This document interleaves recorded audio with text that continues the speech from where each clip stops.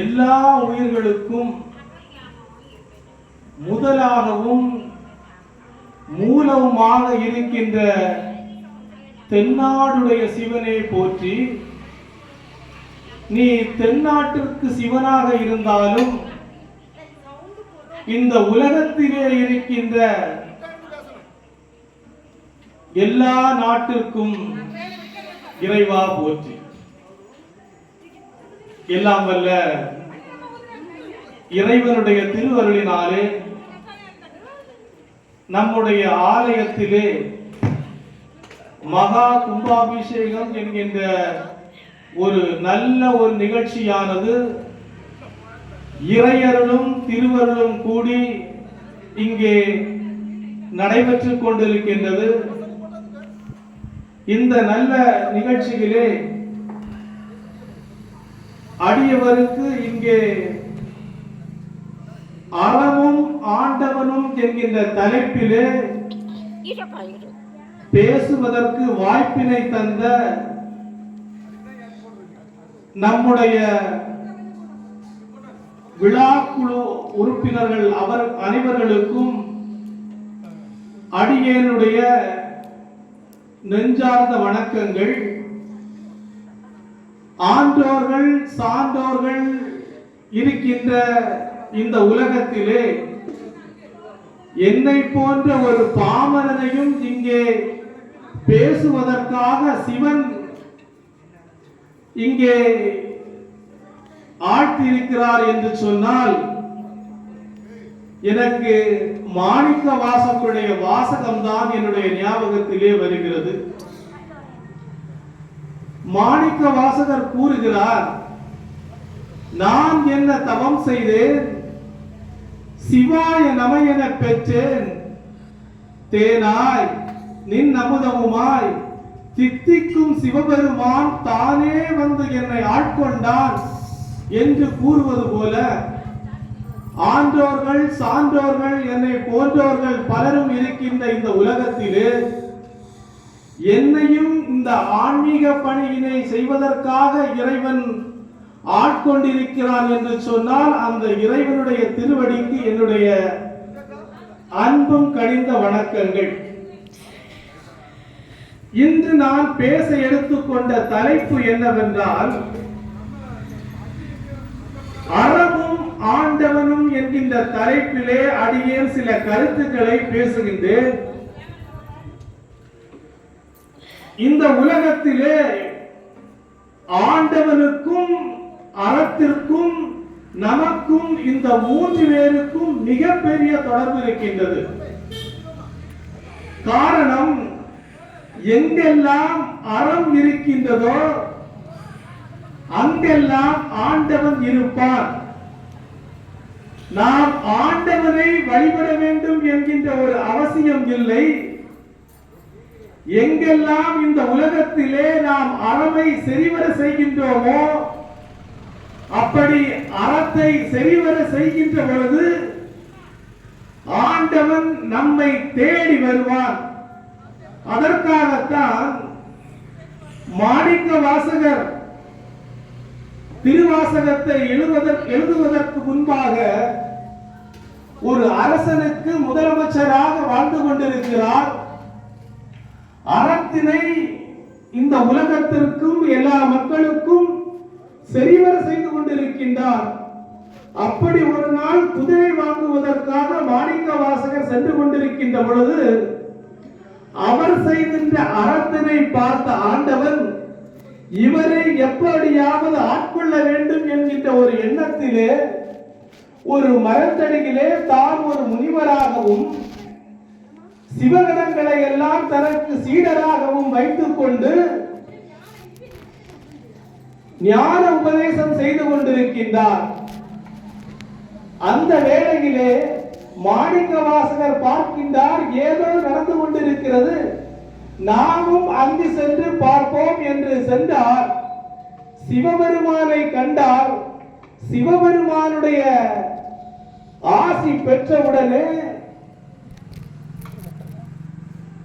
அவர் இறைவனிடத்திலே ஐக்கியமாகிவிட்டார். ஆதலால்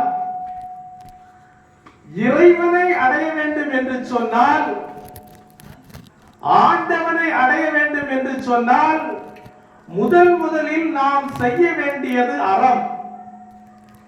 ஆதலால் தான் இன்றைய தினம் அடியேன் எடுத்திருக்கின்ற தலைப்பு அறமும் ஆண்டவனும் என்கின்ற தலைப்பிலே சில கருத்துக்களை உங்கள் முன் பேசுவதற்காக ஆசைப்படுகிறேன். இந்த கருத்திலே இப்பொழுது 3 கோணங்கள் இருக்கிறது. இவற்றில் அறம் என்றால் என்ன என்பது ஒரு கேள்வி, ஆண்டவன் என்றால் என்ன என்பது கேள்வி, ஒரு மனிதன் என்றால் என்ன என்பது ஒரு கேள்வி. இந்த 3 கேள்விக்கான விடையும் நாம் தெரிந்தால் மட்டும்தான் இந்த உலகத்திலே நாம் ஏன் ஆண்டவனை வழிபட வேண்டும், அறத்தினை செய்ய வேண்டும், அறத்தினை செய்வதற்காக இந்த உலகத்திலே நாம் ஏன் முயற்சிக்க வேண்டும் என்கின்ற வினாக்கான விடையானது நமக்கு கிடைக்கும். ஆதலால் இன்றைய தலைப்பு அறமும் ஆண்டவனும் என்கின்ற தலைப்பிலே அடியேன் பேசுவதற்காக வந்திருக்கின்றேன். முதலில் ஆண்டவனுக்கும் நமக்கும் என்ன தொடர்பு என்பதனை முதலில் தெரிய வேண்டும். எப்போதெல்லாம் தர்மம் அழிந்து அதர்மம் கைவோங்குகின்றதோ அப்போதெல்லாம் தர்மத்தை காப்பதற்காக இறைவன் தன்னைத்தானே பிறவி எடுத்துக் கொள்கிறான் என்கிறது ஸ்ரீமத் பகவத்கீதை. இப்பொழுது ஆண்டவனுக்கும் நமக்கும் என்ன தொடர்பு என்பதை முதல் வாதமாக வைத்து அந்த வாதத்தினை நீங்கள் புரிந்து கொள்ள வேண்டும் என்கின்ற ஒரு விதத்திலே உங்களுக்கு புரிய வைக்க அடியேன் ஆசைப்படுகின்றேன். ஆண்டவன் இந்த உலகத்திலே அனைத்து உயிரினத்தையும் படைத்திருக்கின்றார். ஓர் அறிவு ஜீவன் முதல் மனிதன் வரையிலான அனைத்து உயிரினங்களையும் ஆண்டவன் படைத்திருக்கின்றார். இதிலே சிலருக்கு தோன்றுகின்ற எண்ணம், இந்த உலகத்திலே ஆண்டவன் நம்மை இப்படி படைத்து விட்டாரே அல்லது அப்படி படைத்து விட்டாரே, ஆண்டவன் அதாவது இறைவன் ஒரு ஓரவஞ்சனைக்காரரா என்கின்ற கேள்வி நம்மை போன்ற சாமானிய மக்களுடைய மனதிலே தோன்றுகின்றது. அதாவது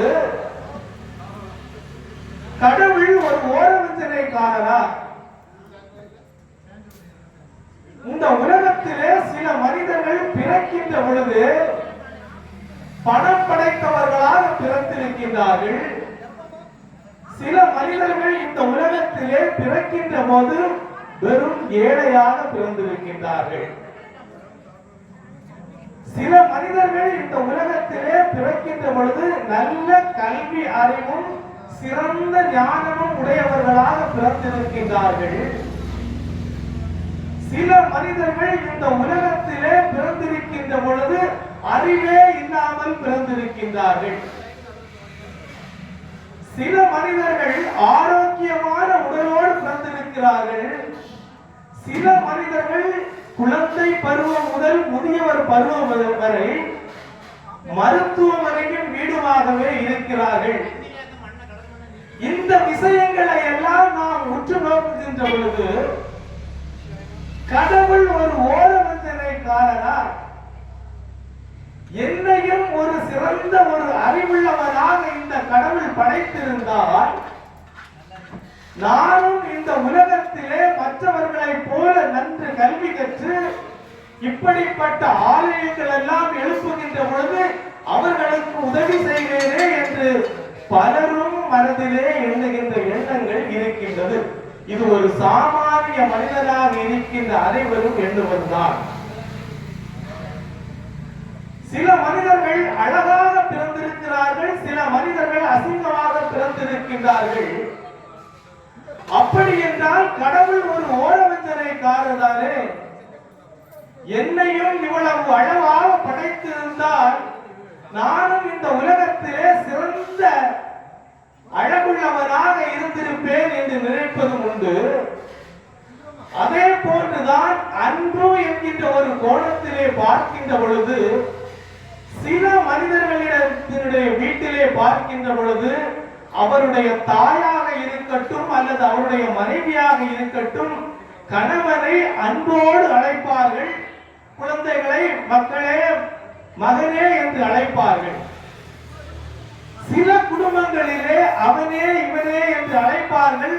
இப்படி என்றால் இந்த கடவுள் ஒரு ஓரவஞ்சனை செய்து கொண்டதனால் தான் இப்படி நான் பிறந்திருக்கிறேனா என்கின்ற ஒரு கேள்வி நம்மை போன்ற ஒரு சாதாரண மனிதர்களுக்கும் எழுவது தவறு இல்லை. இந்த கேள்விக்கான விடையினை பல இடங்களிலே ஒவ்வொரு மனிதரும் தேடி தேடி தேடி அலைந்திருந்த பொழுது இந்த தேடலுக்கான விடை எனக்கு கிடைத்த இடம் எது என்று சொன்னால், நம்முடைய முன்னோர்கள் நமக்கு வகுத்து தொகுத்து தந்திருக்கின்ற சைவ சித்தாந்தம் என்கின்ற ஒரு அற்புதமான சிவஞான ஒரு நூலிலே இதற்கு கொடுக்கப்பட்டிருக்கின்றது. கடவுள் ஒரு ஓரவஞ்சனைக்காரர் அல்ல. கடவுள் இந்த உலகத்திலே ஒவ்வொரு மனிதனுக்கும் பாரபட்சம் என்பதனை பார்ப்பதே இல்லை.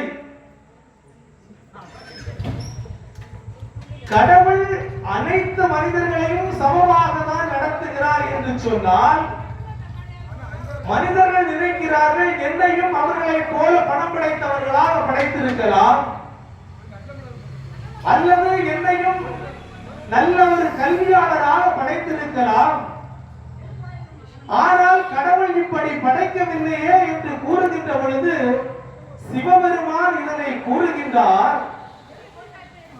சைவ சித்தாந்தம் என்கின்ற நூலிலே ஒரு மனிதனை சிவபெருமான் 4 பெரும் கூறுகளாக பிரிக்கின்றார். ஒரு மனிதனை தனு கரண புவன போகம் என்று சொல்லக்கூடிய 4 பெரும் பிரிவுகளாக ஒரு மனிதனை சிவபெருமான் பிரிக்கின்றார். ஒரு உயிர், அதாவது ஒரு ஆன்மா என்று சொல்லக்கூடிய ஒரு உயிர் ஒரு தாயினுடைய கர்ப்பத்திலே பிறக்கின்றது. பிறக்கின்ற பொழுது அந்த உயிருக்கு ஒரு சடலம், அதாவது ஒரு உடம்பு என்ற ஒன்று கிடைக்கிறது. இதனை தனு என்று நம்முடைய சாஸ்திரம் கூறுகிறது. நம்முடைய சைவ சித்தாந்தம் கூறுகிறது தனு என்கிறது ஒரு தாயினுடைய வயிற்றிலே ஒரு மகனானவன் பிறக்கின்றான், அல்லது ஒரு மகனோ ஒரு குழந்தையோ பிறக்கின்றது. அந்த குழந்தைக்கு கிடைக்கின்ற உடலை தனு என்றும், அந்த உடலிலே பூட்டி இருக்கின்ற இந்திரியங்கள், அதாவது கர்ம இந்திரியங்கள், ஞான இந்திரியங்கள் என 2 இந்திரியங்கள் இருக்கின்றன. நாம் வேலை செய்வதற்கான இந்த கைகள் கால்கள், அதனை போன்று அறிவினை உள்வாங்குவதற்காக நமக்கு கிடைத்திருக்கின்ற கருவிகள், அதனை ஞான இந்திரியம் என்று கூறுவார்கள். அதாவது சிவபெருமான் ஒரு மனிதனை 4ஆக பிரித்து, தனு என்கின்றது ஒரு தாயினுடைய கர்ப்பத்திலே பிறக்கின்ற மகனுக்கு கிடைக்கின்ற ஒரு உடல், கரணம் என்கிறது அந்த உடலுக்கு பூட்டி இருக்கின்ற கர்ம இந்திரியங்கள், ஞான இந்திரியங்கள் என்கின்ற உறுப்புகள். அதற்கு அடுத்தபடியாக புவனம் என்று ஒன்றை சொல்லுகிறார். இந்த தாயினுடைய வயிற்றிலே, இந்த சமுதாயத்திலே, இந்த ஊரிலே, இப்படிப்பட்ட ஜாதியிலே, இப்படிப்பட்ட உறவினர்களுடைய மத்தியிலே இந்த குழந்தையானது பிறக்கிறது. இதனை புவனம் என்று சொல்லுகின்றார்கள். அதனை போன்றுதான் ஒரு தாயினுடைய கர்ப்பத்திலே பிறந்த குழந்தை, அதற்கான கர்ம இந்திரியங்கள், ஞானேந்திரியங்கள் என்று சொல்லக்கூடிய இந்திரியங்களை பெற்று இப்படிப்பட்ட தாய்க்கும் தந்தைக்கும் உறவினருக்கும் பிறந்து அவர்களோடு சேர்ந்து கஷ்டங்களையும் இன்பங்களையும் துன்பங்களையும் அனுபவிக்கின்றது. இதனை போகம் என்று சொல்லுகிறார்கள். இந்த உயிருக்கு தனு கரண புவன போகம் என்கின்ற 4 விஷயங்களை இறைவன் பூட்டுகின்றான். அந்த இறைவன் தான் ஆசைப்பட்டு அந்த உயிரினங்களுக்கு அதனை பூட்டவில்லை. இந்த உயிரினங்கள் செய்கின்ற நல்வினை தீவினை என்று சொல்லக்கூடிய கர்ம வினைக்கு ஏற்பபடி ஒரு மனிதனை ஒரு தாயினுடைய கர்ப்பத்திலே பிறக்க செய்து அதற்கு இந்திரியங்களை பூட்டி இப்படி ஒரு சமுதாயத்திலே இப்படி ஒரு உறவினர்களுடைய மத்தியிலே இப்படி ஒரு சூழலிலே இன்பங்களையும் துன்பங்களையும் அனுபவிப்பதற்கு கடவுள் ஒரு மனிதனை உருவாக்கி இருக்கிறார் என்று சொன்னால் அந்த மனிதன் முன் ஜென்மங்களிலே செய்கின்ற பாவ புண்ணியம் என்கின்ற ஒரு இயல்பு. அதனால் கடவுள் ஓரவஞ்சனைக்காரர் அல்ல. நாம் முதலில் என்ன நினைத்தோம்? கடவுள் ஓரவஞ்சனைக்காரர், நமது பக்கத்து வீட்டில் உள்ளவரை வசதியாக படைத்து விட்டார், நம்மை வசதியற்றவராக படைத்து விட்டார் என்று நினைத்தோம். ஆனால் உண்மையில் அது அப்படி அல்ல. ஒரு உயிரானது இதற்கு முன்பாக செய்த கர்ம வினையின் இயல்பாக ஒரு தாயினுடைய கர்ப்பத்திலே பிறந்து இந்த சமுதாயத்திலே நல்லவனாகவும் கெட்டவனாகவும் பிறந்து விட்டது. இந்த பிறந்த ஒரு மனிதனை அந்த மனிதன் நினைத்தால் கூட மாற்றுவதற்கு முடியாது. அப்படி என்றால் அடுத்த கேள்வி நமக்கு புரிந்துவிட்டது. உலகத்திலே இறைவன் இந்த உயிரினத்தை நம்மை படைத்து விட்டால் என்னை கூடாகவோ குருடாகவோ செவிடாகவோ அல்லது வசதி படைத்தவனாகவோ ஒரு ஏழையாகவோ படைத்து விட்டான். இந்த நிலையிலிருந்து உயர்ந்த நிலையை அடைவதற்கான வழி இருக்கிறதா என்பது அடுத்த கேள்வி. இறைவன் தன்னை ஆசைப்பட்டு படைக்கவில்லை. நம்முடைய கர்ம வினைக்கு ஏற்றவாறு இந்த உலகத்திலே இறைவன் படைத்து விட்டான். அப்படிப்பட்ட இந்த உயிரினத்தை தன்னுடைய நிலையிலிருந்து உயர்ந்த நிலையிலே உயர்த்துவதற்கு ஏதாவது வழி இருக்கிறதா என்று கேட்டால் அதற்கு சிவபெருமான் கூறுகிறார், அதற்கு உயர்ந்த ஒரு வழி இருக்கிறது. புல்லாய் பூண்டாய் புழுவாய் மரமாய் பல்பிருகமாய் பறவையாய் பாம்பாய் எல்லாம் பிறந்த ஒரு மனிதன், எல்லாம் பிறந்ததான ஒரு உயிர் ஒரு மனிதனாக பிறந்து விட்டது என்று சொன்னால் இந்த மனித நிலையிலிருந்து உயர்ந்த நிலையை அடைவதற்கு பல வழிகள் இருக்கின்றது. இதனை சிவபெருமான் 3ஆக பிரிக்கின்றார். ஒரு மனிதன் தன்னுடைய நிலையிலிருந்து தெய்வ நிலையை அடையலாம், அல்லது தன்னுடைய நிலையிலிருந்து உயர்ந்த மனிதனுடைய நிலையை அடையலாம், அல்லது தன்னுடைய நிலையிலிருந்து தாழ்ந்த நிலையை அடையலாம். ஒரு மனிதன் தன்னுடைய நிலையிலிருந்து உயர்ந்த நிலையை அடையலாம், தன்னுடைய நிலையிலிருந்து தெய்வ நிலையை அடையலாம். அதே மனிதன் தன்னுடைய நிலையிலிருந்து அரக்க நிலையை அடையலாம். கடவுள் மனிதனுக்கு மட்டும் மனம் என்கின்ற இயங்குகின்ற ஒரு உறுப்பை கொடுத்திருப்பதனால் அந்த மனதினை வைத்து இந்த 3 நிலைகளில் எந்த நிலையும் அடைந்து விடலாம் என்று நம்முடைய முன்னோர்கள் கூறுகின்றார்கள்.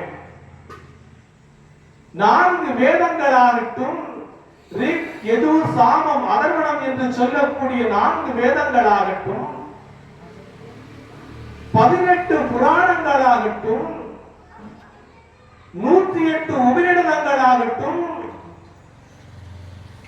ராமாயணம், மகாபாரதம் போன்ற உயர்ந்த நூல்களாகட்டும், இவை அனைத்தும் நமக்கு உணர்த்துகின்ற ஒரே பாடம், ஒரு மனிதன் மனித நிலையிலிருந்து உயர்ந்த நிலையை அடைவதற்கும் மனித நிலையிலிருந்து தெய்வ நிலையை அடைவதற்கும் இவை அனைத்தையும் கற்றால் நாம் அடைந்து விடலாம். ஆனால் நீங்க ஒரு மனிதன் தன்னுடைய மனித நிலையிலிருந்து தாழ்ந்த நிலையை அடைய வேண்டும் என ஆசைப்பட்டான் என்று சொன்னால் அவன் இந்த நூல்களை படிக்க வேண்டும் என்கின்ற அவசியம் இல்லை. இந்த உலகத்திலே இருக்கின்ற அனைவரும் நினைப்பதுண்டு, என்றுமே தான் தன்னுடைய நிலையிலிருந்து உயர்ந்த நிலையை அடைய வேண்டும், அல்லது தெய்வ நிலையை அடைய வேண்டும், அல்லது இறைவனை சரணாகதி அடைய வேண்டும் என்று நினைப்பதுண்டு. ஆனால் நம்மால் இப்பொழுது வேதங்களை படிப்பதோ, உபனிஷங்களை படிப்பதோ, அல்லது புராணங்களை படிப்பதோ, இதிகாசங்களை படிப்பதற்கோ இன்றைய காலகட்டத்தில் நமக்கு யாருக்குமே அதற்கான ஒரு தகுந்த ஒரு நூல் கிடைக்கவில்லை. அதற்காக வேண்டி என்னதோ தெரியவில்லை. சிவபெருமான் என்ன செய்தார் என்று சொன்னால், இந்த காலகட்டத்திலே வாழுகின்ற மனிதர்கள் பிறவி என்கின்ற ஒரு பெரும் கடலிலே சிக்கி தவித்துக் கொண்டிருக்கின்ற இந்த மக்களை பிறவி என்கின்ற இந்த பெருங்கடலில் இருந்து எப்படியாவது கரையேற்ற வேண்டும், அதற்கு இந்த மனிதர்களுக்கு, இந்த உயிரினங்களுக்கு ஏதேனும் ஒன்றினை கொடுத்து இந்த பிறவி பெருங்கடலை இருந்து கரையேற்ற வேண்டும், அதற்கு என்ன செய்யலாம் என்று நினைத்த சிவபெருமான் தானே புலவராக அவதரித்து,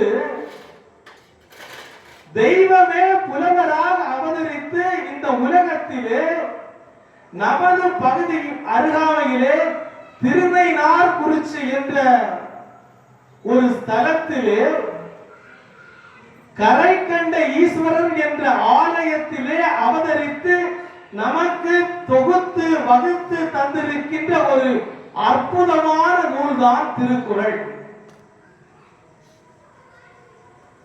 சிவபெருமான் தானே புலவராக அவதரித்து இந்த மக்கள் பிறவி என்கின்ற பெரிய கடலிலே சிக்கி தவித்துக் கொண்டிருக்கின்றார்கள், இந்த மக்களை எப்படியாவது கரை சேர்க்க வேண்டும் என்பதற்காக தென்குமரியா திருநைனார்குறிச்சி என்கின்ற ஒரு இடத்திலே தெய்வமே புலவராக அவதரித்து நமக்கு வகுத்து தொகுத்து தந்திருக்கின்ற ஒரு அற்புதமான ஒரு நூல் திருக்குறள். இந்த திருக்குறளை நாம் கற்றோம் என்று சொன்னால் ஒரு மனிதன் தன்னுடைய நிலையிலிருந்து உயர்ந்த நிலையை அடையலாம், தன்னுடைய நிலையிலிருந்து தெய்வ நிலையை அடையலாம், தன்னுடைய நிலையிலிருந்து உயர்ந்து தெய்வமாகவே மாறலாம். அப்படி என்றால் இந்த திருக்குறளிலே என்ன இருக்கிறது என்பது அடுத்த ஒரு கேள்வி. திருக்குறள் என்று கூறுகிறீர்கள், இந்த திருக்குறளிலே என்ன இருக்கிறது? இதனை ஒரு தமிழ் இலக்கியம் என நாம் நினைத்திருக்கிறோம். சிவபெருமானுக்கும் திருக்குறளுக்கும் ஆன்மீகத்திற்கும் என்ன சம்பந்தம் என்று நம்மில் பலரும் நினைப்பதுண்டு. ஆனால் சேக்கிழார் நமக்கு தொகுத்து தந்திருக்கின்ற, நம்பியாண்டார் நமக்கு தொகுத்து தந்திருக்கின்ற 12 திருமுறைகளிலே முதல் திருமுறையாக இருக்க வேண்டியது இந்த திருக்குறள். காரணம், நம்முடைய முன்னோர்களை அழிக்க வேண்டும் என்கின்ற ஒரு சூழ்ச்சியின் காரணமாக இந்த திருக்குறள் என்கின்ற ஒரு நூலை சைவம் என்கின்ற ஒரு இடத்திலிருந்து எடுத்து அகற்றிவிட்டார்கள். ஒரு மனிதன் மனித நிலையில் இருந்து உயர்ச்சி அடைய வேண்டும் என்றாலோ, அல்லது தெய்வ நிலையை அடைய வேண்டும் என்றாலோ, தெய்வமாக அடைய வேண்டும் என்று சொன்னாலோ நூல் திருக்குறள். இந்த திருக்குறள் எதனை உணர்த்துகிறது என்று சொன்னால், ஒரு மனிதன் அறம், பொருள், இன்பம், ஈடுவேறு என்கின்ற ஒரு 4 விஷயங்களை இந்த உலகத்திலே அடைய வேண்டும் என்று சொன்னால், ஒரு மனிதன் இறைவனை அடைவதற்கு உறுதியாக இருக்கின்ற பொருள் 4 இருக்கின்றது. இந்த 4 பொருளை நீங்கள் அடைய வேண்டும் என விரும்பினீர்கள் என்று சொன்னால், நீங்கள் கற்க வேண்டிய ஒரு உயர்ந்த ஒரு காப்பியம் திருக்குறள். அதனால் தான் திருவள்ளுவர் திருக்குறளிலே 1330 திருக்குறளை வைக்கின்றார். அதனை அதிகாரம் என மிக பெரும் பிரிவாக பிரித்து 133 அதிகாரமாக பிரித்த திருவள்ளுவர்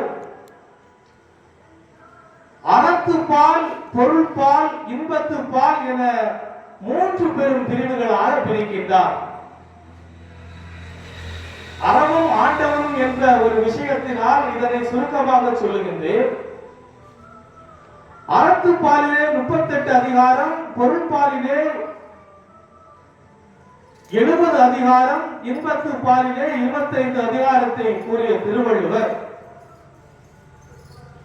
அறம் என்பதனை எடுத்துக்கொண்டு அறத்தை 4 பெரும் பிரிவுகளாக பிரிக்கின்றார். நூலுக்கு முகமாக இருக்கின்ற பாயிரவியல் என்கின்ற ஒரு இயலிலே 4 அதிகாரத்தையும், ஒரு மனிதனானவன் இறைவனை அடைய வேண்டும் என்று சொன்னால் குழந்தை பருவம் தொடங்கி இந்த குழந்தை பருவத்தை தாண்டி இல்லறம் என்கின்ற ஒரு விஷயத்திலே ஒரு மனிதன் உள்ளே செல்லுகின்றான். அந்த இல்லற வாழ்க்கையினை வாழ்ந்து அந்த இல்லற வாழ்க்கையின் காரணமாக இறைவனை அடைய வேண்டும் என்கின்ற ஒரு நோக்கத்திலே ஒரு மனைவியை கைப்பிடித்து இந்தந்த அறங்களை ஒருவன் செய்ய வேண்டும் என்று சொல்வதனை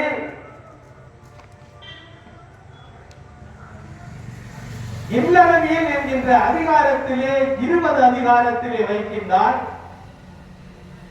அதே மனிதன் துறவு வாழ்க்கை மேற்கொண்டு இறைவனை அடைகின்ற பொழுது அதனை துறவரம் என்கின்ற ஒரு கோணத்திலே 13 அதிகாரத்திலே வைத்து இல்லறத்தின்படியும் துறவரத்தின்படியும் வாழ்ந்த ஒரு மனிதன் இந்த உலகத்திலே அதற்கான பலனை அனுபவிக்கவில்லை என்று சொன்னால் அதற்கு காரணம் ஊழ்வினை என்பதனை கூறி ஊழியல் என்று 4 பெரும் பிரிவுகளாக பிரித்தார். இப்பொழுது சிவபெருமான் கூறுகிறார், முதலிலே திருக்குறள் என்கின்ற தேன் அமுதத்தை இந்த உலகத்திலே கொடுக்கின்ற பொழுது சிவபெருமான் கூறுகிறார், முதலில் கடவுள் வாழ்த்து என்று கூறுகிறார். நாம் நினைக்கிறோம் இந்த உலகத்திலே பிறந்து விட்டோம், காலையில் 8 மணிக்கு வேலைக்கு செல்லுகிறோம், 5 மணி அளவிலே வேலை முடிந்து வருகிறோம். நம்முடைய உடல் உழைப்பினையும் மன உழைப்பினையும் கொடுத்து கொண்டு வேலை செய்து பணத்தினை ஈட்டுகிறோம். நாம் ஏன் இறைவனை வழிபட வேண்டும்? நான் ஈட்டுகின்ற பணம் எனக்கு அல்லவா? நான் சம்பாதிக்கின்ற பணம் எனக்கு அல்லவா? அப்படிப்பட்ட ஒரு மனிதன் எதற்காக இறைவனை வழிபட வேண்டும் என்கின்ற ஒரு கேள்வி நம்மை போன்ற பலருடைய மனதிலும் தோன்றுகிறது. அதற்கு இறைவன் கூறுகிறார், இந்த உலகத்திலே ஒவ்வொரு மனிதர்களும் தான் ஆசைப்பட்டு பிறக்கவில்லை. தன்னுடைய கர்ம வினையின் காரணமாக இந்த உலகத்திலே பிறந்து விட்டார்கள். ஆனால் இறைவன் என்ன செய்கிறார் என்று சொன்னால், பிறவியாகிய பெருங்கடலிலே சிக்கி தவித்துக் கொண்டிருக்கின்ற இந்த மக்களை பிறவி என்கின்ற ஒரு பெருங்கடலில் இருந்து அந்த குழந்தையை காப்பதற்காக வேண்டி தானே ஆசைப்பட்டு பிறக்கின்றார். உதாரணமாக ஒரு கதையினை உங்களுக்கு கூறுகின்றேன். ஒரு தாயும் ஒரு தந்தையும் ஒரு குழந்தையும் இருக்கின்றது. அந்த குழந்தை ஒரு சிறு கைக்குழந்தை. தந்தையானவன் அந்த குழந்தையை தன்னுடைய கையிலே வைத்திருக்கின்றான். அப்பொழுது அந்த தாயானவள் அந்த தந்தையினிடத்திலே அந்த குழந்தையினிடத்திலே சிறிது உணவை ஊட்டுகிறார். அப்பொழுது அந்த குழந்தையும் சாப்பிடவில்லை, தந்தையும் சாப்பிடவில்லை. உடனே தந்தையினை ஒரு அடி கொடுக்கின்றார். உடனே தந்தையானவர் அந்த உணவை சாப்பிடுகிறார். அந்த குழந்தைக்கு அந்த தாயானவள் அடுத்தபடியாக உணவினை ஊட்ட செல்லுகின்ற பொழுது அந்த குழந்தையானது எண்ணுகிறது, ஐயோ நாமும் சாப்பிடவில்லை என்று சொன்னால் இந்த குழந்தை தந்தைக்கு அடி வாங்கினது போல் நானும் அடி வாங்கி விடுவேன். ஆகவே இந்த உணவினை சாப்பிட வேண்டும் என நினைத்துக் கொண்டு இந்த குழந்தையானது இந்த உணவினை சாப்பிடுகிறது. இதிலே தாயும் தந்தையும் நடத்தியது ஒரு நாடகம். அந்த நாடகத்தை பார்த்து பயந்து இந்த குழந்தையானது உணவினை அருந்தி விட்டது. அதனை போன்றுதான் இந்த உலகத்திலே ராமாயணம் மகாபாரதம் என்கின்ற பல காப்பியங்களை எடுத்துக்கொண்டு கடவுள் பல அவதாரங்களையும் எடுத்துக்கொண்டு இந்த உலகத்திலே தான் கடினப்படுவது போன்று நாடகத்தை நடத்தி கொண்டிருக்கிறார். இதனை பார்த்து இந்த மனிதர்களும் ஐயோ கடவுள் இப்படியெல்லாம் நாடகம் நடத்தி இப்படியெல்லாம் கஷ்டப்பட்டார்களே, இவர்கள் அடைந்த துயரத்தினை போல் நாமும் அடையக்கூடாது என்பதற்காக இந்த இதிகாசங்களையும் புராணங்களையும் படித்துக் கொண்டு இந்த மனிதர்கள் நன்னறி அடைகிறார்கள். அதனால் தான் நீங்கள் கடவுளை வாழ்த்த வேண்டும் என்று சிவபெருமானே கூறுகிறார். அதனால் தான் எடுத்த இடத்திலே முதலிலே கூறுகிறார், அகர முதல எழுத்தெல்லாம் ஆதி பகவன் முதற்றே உலகு. இந்த உலகத்திலே முதல் எழுத்தாகவும் மூல எழுத்தாகவும் இருக்கின்ற ஆ என்ற எழுத்தினை போலத்தான் இந்த உலகத்திலே இருக்கின்ற உயிர்களுக்கு முதலாகவும் எல்லாவுமாக இருக்கின்றான் இறைவன். அப்படிப்பட்ட இறைவனை நாம் வணங்கினால்தான் இந்த உலகத்திலே துயரப்பட்டிருக்கின்ற ஒரு மனிதன் பிறவியாகிய பெருங்கடலிலே இருந்து தவழ்ந்து இறைவனை அடைய முடியும் என்கின்ற ஒரு காரணத்தினால் இந்த உலகத்திலே பிறந்த அனைத்து மனிதர்களும் இறைவனை வணங்க வேண்டும் என்பதற்காக சிவபெருமானே முதலில் கடவுள் வாழ்த்து என்று கூறுகிறார். கடவுளை வாழ்த்து விட்டார் சிவபெருமான். இரண்டாவது, சிவபெருமான் இந்த உலகத்தை படைத்து விட்டார். உலகத்திலே அறம் பொருள் இன்பம் என்று சொல்லக்கூடிய அழியாத 3 பொருட்களையும் படைத்து விட்டார். இந்த உலகமும் இந்த உலகத்தில் அறம் பொருள் இன்பம் என்று சொல்லக்கூடிய இந்த 3 பொருட்களும் இந்த உலகத்திலே அழியாமல் இருக்க வேண்டும் என்று சொன்னால் இறைவனுடைய கருணையானது தேவைப்படுகிறது. ஆதலால் எடுத்த எடுப்பிலே கடவுளை வாழ்த்திய சிவபெருமான் அடுத்தபடியாக கடவுளுடைய கருணையாகிய மழையினை பற்றி கூறுகின்றார். நல்லோர் ஒருவருக்காக வேண்டி இந்த உலகத்திலே எல்லோருக்கும் பெய்யும் மழை. இந்த உலகம் கடவுளால் படைக்கப்பட்ட இந்த உலகமும் கடவுளுடைய நிலையை ஒரு மனிதன் அடைய வேண்டும் என்று சொன்னால் அவனுக்கு அறம் பொருள் இன்பம் என்கின்ற 3 விஷயமும் தேவைப்படுகின்றது. இந்த 3 விஷயங்களும் இந்த உலகத்திலே சரிவர நடக்க வேண்டும் என்று சொன்னால் கடவுளுடைய கருணையாகிய மழை தேவைப்படுகிறது என்பதனால் இரண்டாவது அதிகாரத்திலே வான் சிறப்பு என்கின்ற அதிகாரத்தை சிவபெருமான் திருக்குறளின் வாயிலாக இந்த உலகத்திலே கொடுக்கின்றார். கடவுளாகிவிட்டது, கடவுளுடைய கருணையாகிய மழையாகிவிட்டது. இப்பொழுது இந்த உலகத்திலே எது அறம், எது பொருள், எது இன்பம் என்கின்ற விஷயங்கள் நம்மை போன்ற சாதாரண மனிதர்களால் உணர்ந்து கொள்ள முடியாது.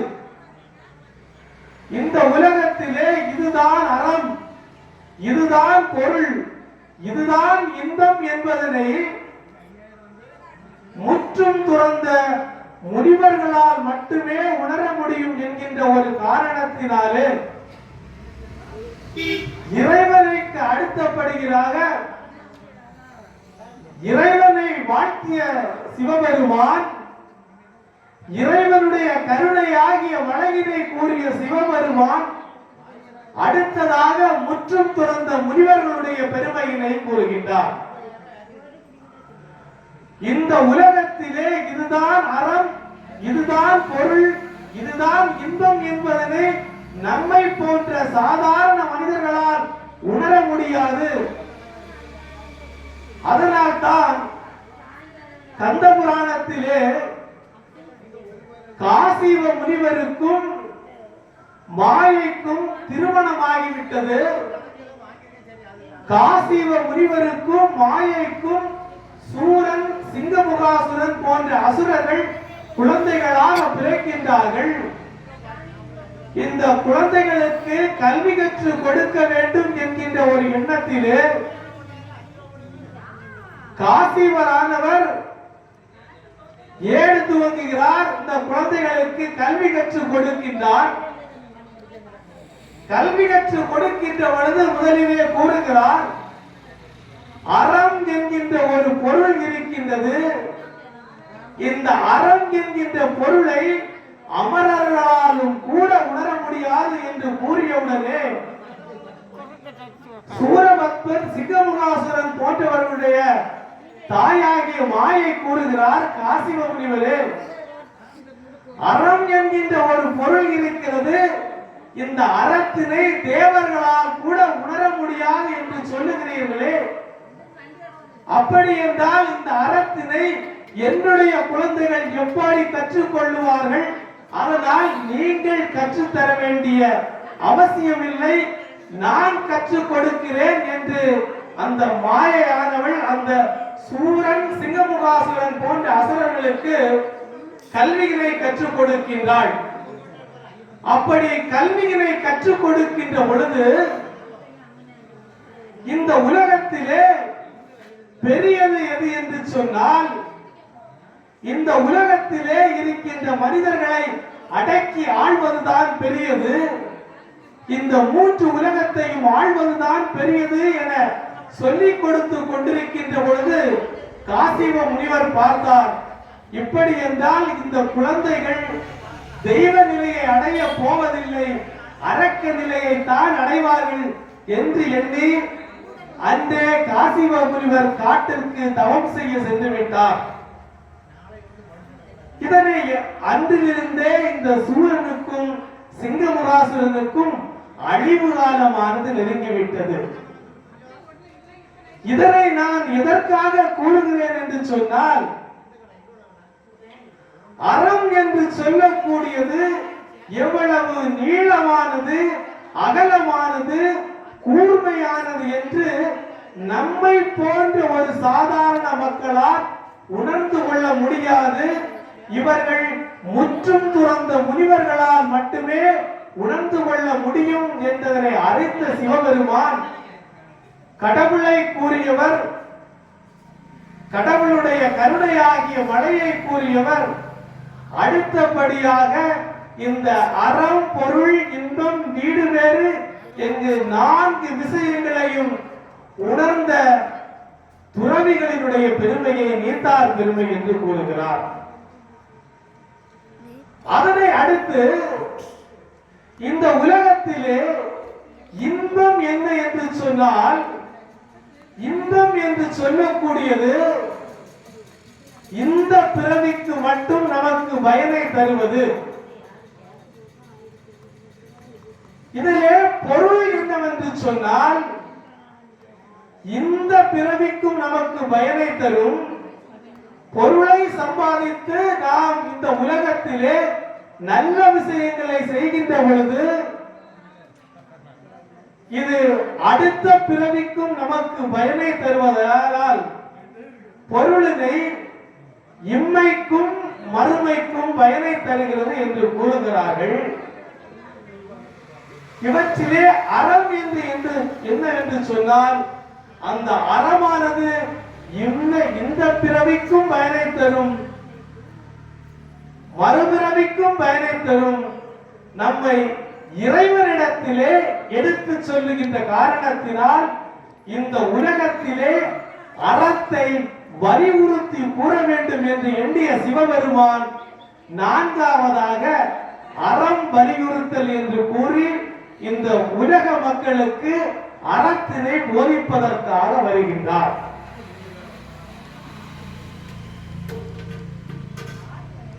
கடவுள் ஆகிவிட்டது. கடவுளை நாம் அனைவரும் போற்ற வேண்டும். காரணம், பிறவியாகிய பெருங்கடலிலே சிக்கிக் கொண்டிருக்கின்ற மனிதர்களை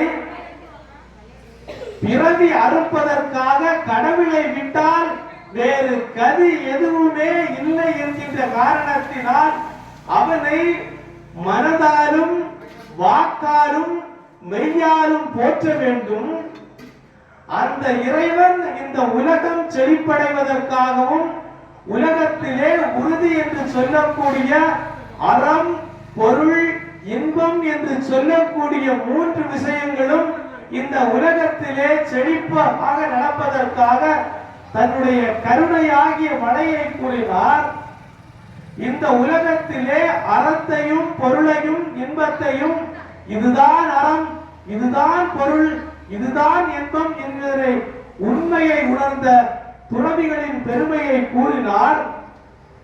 இன்பமானது இம்மைக்கும் மறுமைக்கும் பயனை தரும், பொருளானது அதை போன்று தரும். ஆனால் அறம் மட்டும்தான் ஒருவனை இம்மைக்கும் மறுமைக்கும் இறைவனிடத்திலே எடுத்து செல்லுகின்ற காரணத்தினால் இந்த அறத்தினை வலியுறுத்தி கூறுகின்றார். இப்பொழுது கடவுள் என்கின்ற ஒன்று உணர்ந்து விட்டது.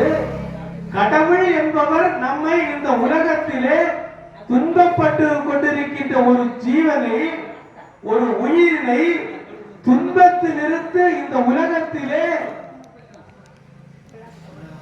துன்பத்திலிருந்து இன்பத்திற்கு எடுத்து செல்வதற்காக தன்னைத்தானே பிறவி எடுத்திருக்கிறார் இவர் கடவுள்.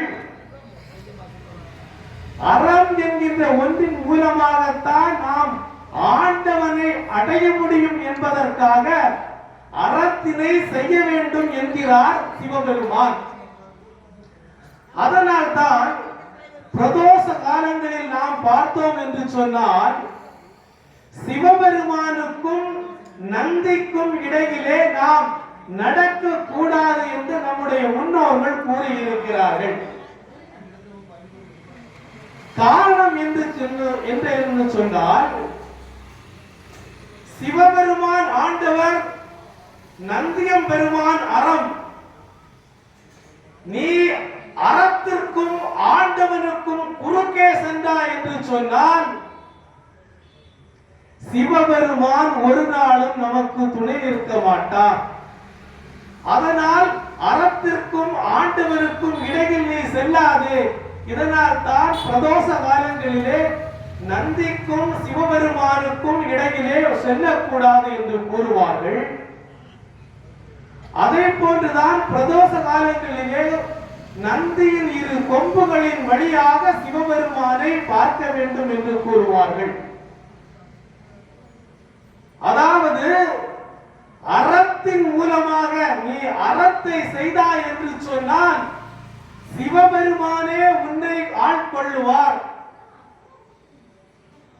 அதனால் தான் மாணிக்க வாசகர் கூறுகின்ற பொழுது கூட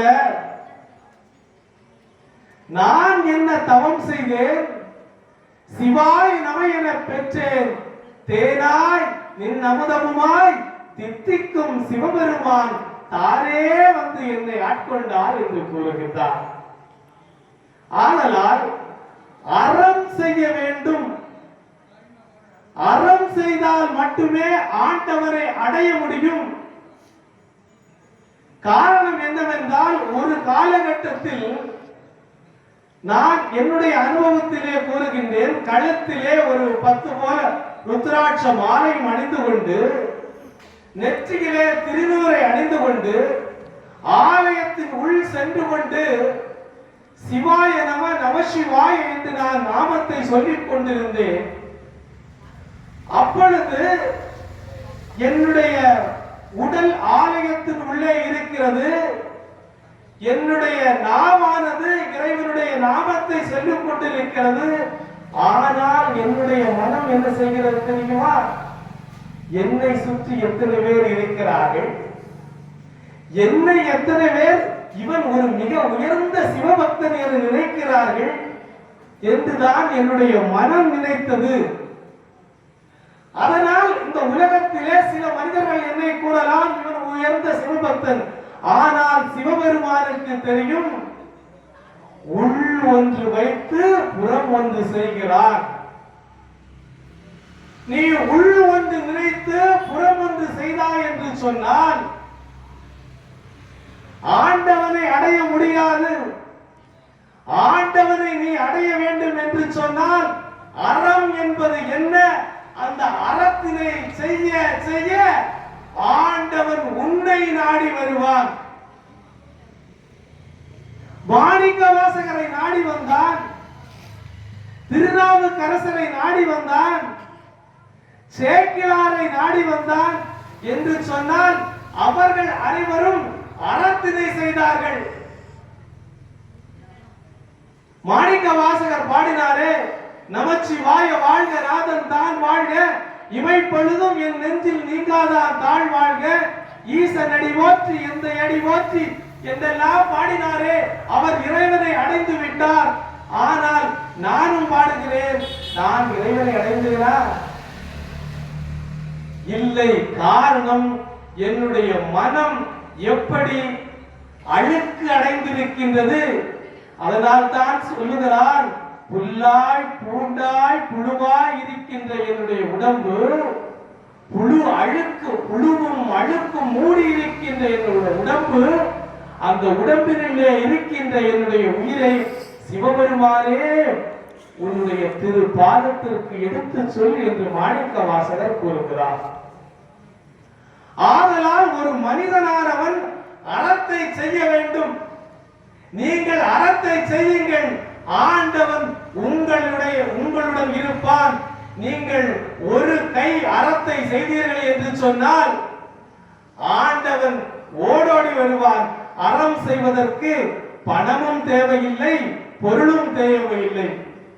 ஐயா வைகுண்டர் என்ன சொல்லுகிறார் என்று சொன்னால், அன்பாக ஒரு மலர் எடுத்து அனுதினமும் பூஜை செய்தாய் என்று சொன்னால் ஐயா நான் ஓடோடி வருவேன் என்று சொல்லுகிறார். அப்படி என்றால் இப்பொழுது கேள்வி, அறம் என்பது என்ன? எனக்கு புரிந்துவிட்டது, இந்த உலகத்திலே ஆண்டவன் நயவஞ்சகன் அல்ல. என்னுடைய கர்ம வினையின் காரணமாக இந்த பாவங்களையும் புண்ணியங்களையும் இப்படிப்பட்ட ஒரு பெற்றோருக்கும் இப்படிப்பட்ட உறவினர்கள் இருக்கின்ற ஒரு சமுதாயத்திலே நான் பிறந்து விட்டேன். பிறந்த இந்த மனிதனானவன் இந்த உலகத்திலே நான் இறைவனை அடைய வேண்டும் அல்லது உயர்ந்த மனிதனாக ஆக வேண்டும் என ஆசைப்படுகிறேன். அப்படி என்று சொன்னால், அறத்தை செய்தேன் என்று சொன்னால் என்னால் ஆண்டவனை அடைய முடியும். அப்படி என்றால் நான் எந்த அறத்தை செய்ய வேண்டும்? நம்மில் பலருக்கும் தெரியவில்லை அறம் என்பது என்ன என்று. சிவபெருமானே இந்த உலக மனிதர்கள் படுகின்ற துயரத்தை பார்த்து அறம் என்ன என்பதனை திருக்குறள் மூலமாக தெளிவாக விளக்குகிறார். இந்த உலகத்திலே 500 கோடி மக்கள் தொகை இருக்கிறது என்று சொன்னால் 500 கோடி மக்களுக்கும் இருக்கின்ற அறம் 500 கோடி. ஒவ்வொரு கோணத்திலும் ஒரு குடும்பத்திலே பார்த்துக் கொண்டால் கணவனுக்கும் மனைவிக்கும் பிரச்சனைகள் இருக்கும், மாமியாருக்கும் மருமகளுக்கும் பிரச்சனைகள் இருக்கும். ஆனால் மாமியாரை பார்த்தால் மாமியாருடைய கோணத்திலே பார்த்தோம் என்று சொன்னால் மாமியார் செய்தது சரி, மாமியார் சொல்கிறார் நான் செய்தது அறம். மருமகளுடைய கோணத்திலே பார்த்தோம் என்று சொன்னால் மருமகன் செய்தது அறம். கணவனுடைய கோணத்திலே பார்த்தோம் என்று சொன்னால் கணவன் செய்தது அறம். ஆனால் அந்த குடும்பத்திலே நிம்மதியும் குழப்பமும் வருகிறது என்று சொன்னால் அந்த அறம் என்ன என்பதனை தெளிவாக தெரிந்தால் மட்டும்தான் நம்மால் அறம் செய்ய முடியும்.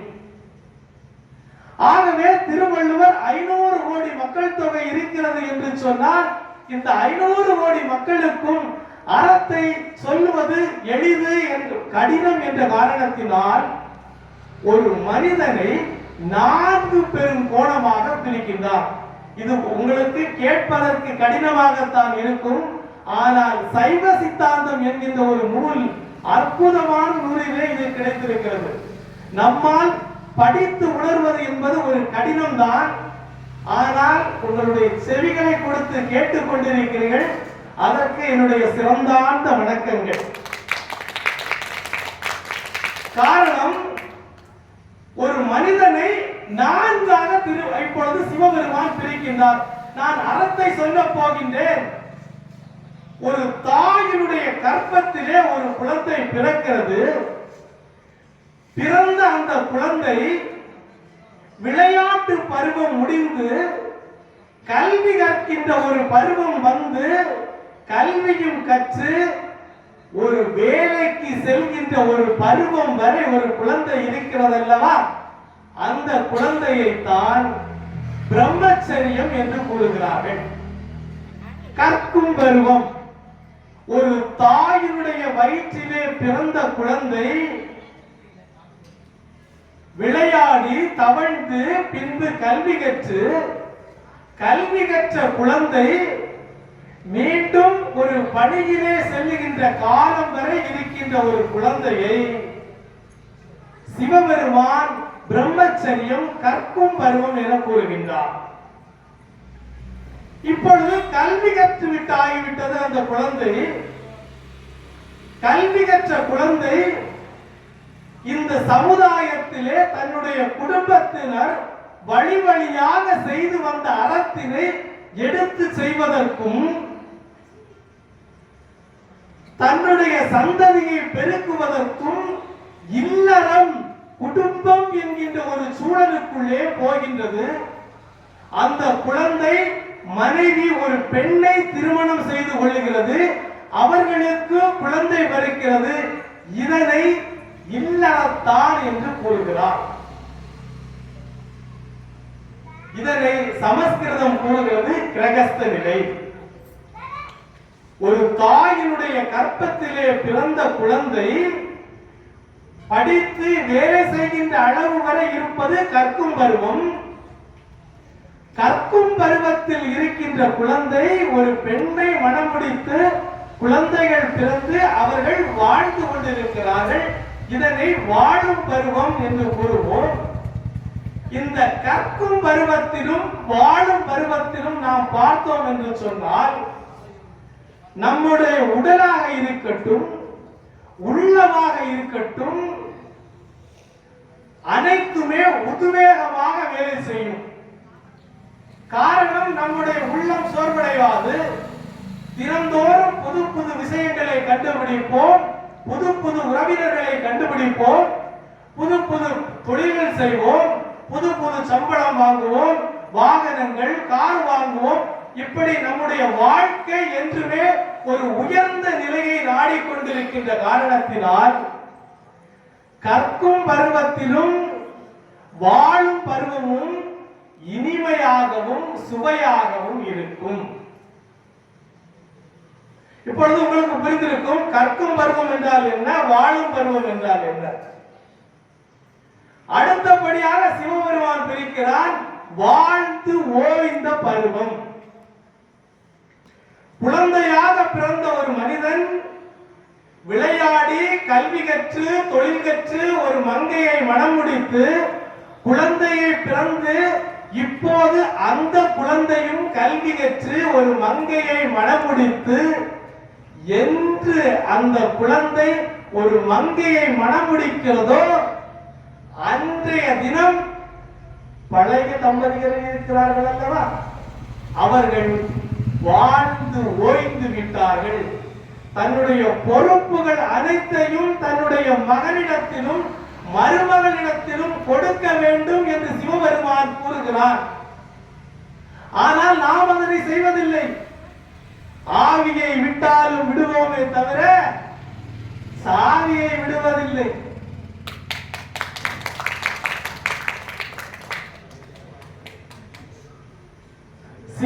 சிவபெருமான் எதை கூறுகிறார்? இப்பொழுது வாழ்ந்து ஓய்கின்ற பருவம் ஆகிவிட்டது. இது உண்மையிலே நாம் அனைவரும் தெரிந்து கொள்ள வேண்டிய ஒரு பருவம். வாழ்ந்து ஓய்கின்ற பருவம் என்று சொன்னால் தனக்கு குழந்தை ஆகிவிட்டது. அந்த குழந்தைக்கு என்றைய தினம் திருமணம் முடித்து அவர்கள் ஒரு இல்லற நிலையை நாடுகிறார்களோ அன்றைய தினமே அனைத்தையும் கொடுத்து விட்டு இவர்கள் வாழ்ந்து ஓய்கின்ற பருவத்தை அடைய வேண்டும். அடையவில்லை என்று சொன்னால் மாமியாருக்கும் மருமகளுக்கும் பிரச்சனைகள் தீர்வதே இல்லை. மருமகன் மகன் மத்தளம் போல ஒரு புறம் தாய், மறுபுறம் மனைவி. அடிக்கிற அடியிலே இங்கேயும் சாய முடியாது, அங்கேயும் சாய முடியாது. இந்த வாழ்ந்து ஓய்கின்ற பருவத்திலே உண்மையிலே நாம் தெரிந்து கொள்ள வேண்டிய விஷயம் என்னவென்று சொன்னால், வாழும் பருவத்திலே ஒவ்வொரு மனிதர்களும் என்ன செய்ய வேண்டும்? புது புது வேலைகள், புது புது தொழில்கள் எல்லாம் கற்றுக்கொண்டிருக்கின்ற மனிதர்கள் வாழ்ந்து ஓய்கின்ற பருவம் ஆனவுடனே தன்னுடைய சிந்தனைகளை வெளி உலகத்தை நோக்கி செலுத்தக்கூடாது.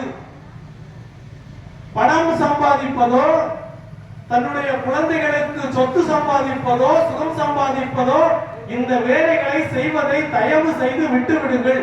சிவபெருமான் கூறுகிறார், என்றைய தினம் நீங்கள் வானப்பிரஸ்த நிலை அடைகிறார்களோ அன்றைய தினம் உங்களுடைய மனதை வெளி உலகத்திற்கு செலுத்தாமல் உள்நோக்கி செலுத்துங்கள்.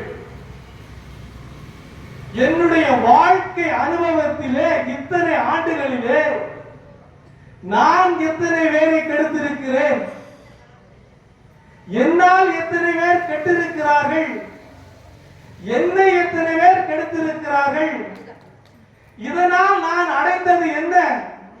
ராமாயணத்தை பார்த்தோம் என்று சொன்னால் கைகேயி கூறுகிறாள், ஏய வரங்கள் இரண்டில் ஒன்றினால்,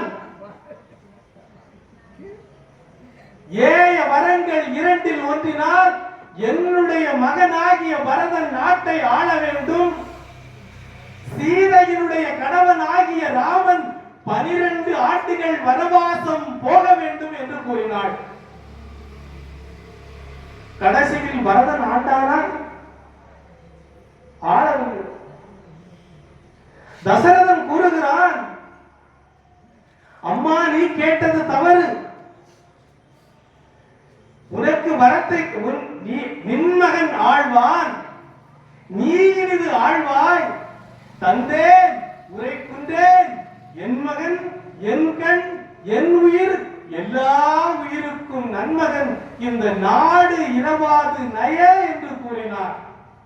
நீ ஆண்டு கொள்ளுமா, உன்னுடைய மகன் பரதன் ஆண்டு கொள்ளட்டும், என்னுடைய மகன் ராமன் இந்த நாட்டிலே ஒரு குடிமகனாக ஒரு ஓரத்திலே இருக்கட்டும். கேட்டாளா? கேட்கவில்லை. அதனால் எவ்வளவு பெரிய கஷ்டம், சீதையை பிரிந்தார்கள். அதனால் தசரதன் என்ன சொன்னார் தெரியுமா? கைகேயியை பார்த்து கூறினார், நீ என் மனைவி அல்ல, உனக்கு பிறந்த மகன் பரதன் என்னுடைய மகனும் அல்ல என்று உன்னுடைய மகனுக்கு இங்கு பட்டாபிஷேகம் நடக்குமோ அன்று உன்னுடைய தாலி கயிறை அறுத்து உன்னுடைய மகனுடைய கழுத்திலே கட்டு உன் கழுத்தின் நான் உன் மகனின் காப்பின் நான் என்று சாபம் விடுகிறார். ராமாயணத்தை படித்திருப்போம். அந்த வரத்தினால் இன்று வரை ராமாயணம் தொடங்கிய நாள் வரை முதல் இன்றைய நாள் வரை கையேகி அந்த அவச்சொல்லுக்கு மாறவே இல்லை. தசரதன் அழிந்தார், சீதாதேவியை கடத்தி சென்றார்கள். அதனால் எவ்வளவு பெரிய துயரம், வாலி வதை, எவ்வளவு பெரிய வாலி தெரியுமா? அறம் நழுதினான், பிறர் மறை நோக்கினான். சூரிய பகவான் காலையிலே எழுகின்ற பொழுது அந்த வாலியானவன் என்ன செய்வான் தெரியுமா? உயர்ந்த ஒரு மலையிலே இருந்து தவம் செய்து கொண்டிருப்பதனை பார்த்து வாலியின் நெற்றியிலே இருக்கின்ற திருநீற்றை பார்த்து சூரிய பகவான் நினைப்பான், இமய மலையில் சிவபெருமான் நமக்கு தரிசனம் தருவாரோ, இது சிவனுடைய தரிசனமோ என்று எண்ணுகின்ற அளவுக்கு இருந்த வாலி தன்னுடைய தம்பியின் மனைவியை நோக்கியதால் அழிந்து சென்று விட்டார். எவ்வளவு பெரிய கும்பகர்ணன் தெரியுமா? வீரத்திலே சிறந்தவன். கும்ப நினைத்திருந்தால் ராம லட்சுமணர்களை எல்லாம் அழிந்திருக்க முடியும். கம்பராமாயணத்திலே கம்பன் பதிவு செய்கிறார், கும்ப நினைத்திருந்தார், ஆனால் பண்ணவில்லை. ஏனென்றால் ராமனும் லட்சுமணர்களும் அறத்திற்காக போர் செய்கிறார்கள். நான் எதற்காக போர் செய்கிறேன்? அழிந்து போகின்ற இந்த உடல் புகழுக்காக போர் செய்கின்றேன், அழிந்து போகின்றோம். எப்பேற்பட்ட ராவணன் தெரியுமா? இமய மலையிலே தன்னுடைய இடது தோளிலே தூக்கினான்.